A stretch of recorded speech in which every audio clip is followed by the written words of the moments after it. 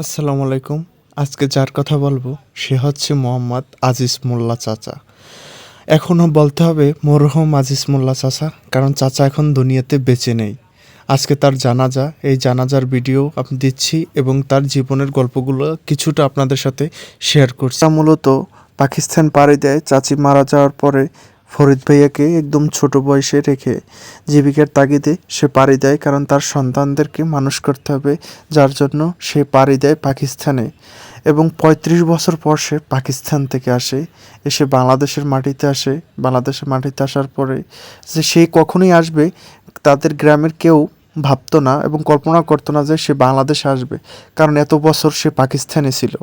পাকিস্তান থেকে আসার পরে বাংলাদেশের সে যখন বাড়িতে আসে তখন তাকে সবাই দেখতে আসে, নানান জায়গা থেকে তাকে দেখতে আসে এবং সবাই তাকে দেখার জন্য সবাই দূর দূরান্ত থেকে চলে আসে।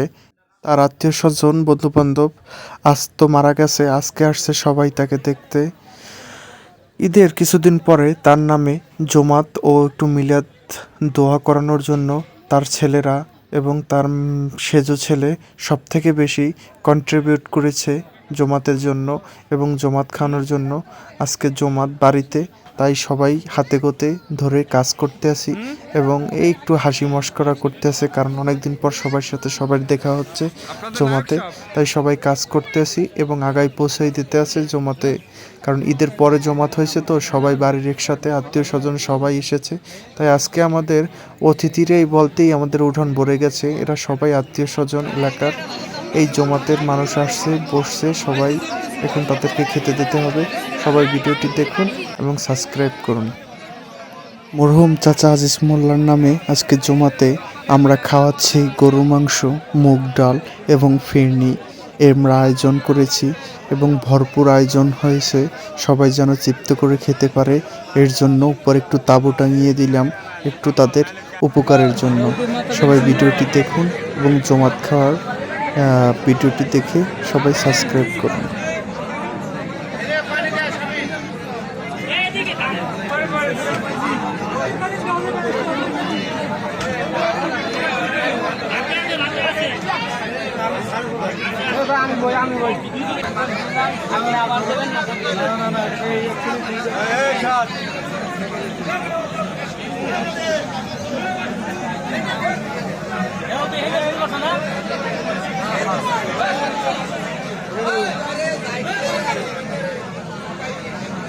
তরকারি দিয়ে ব্যাপক গরম।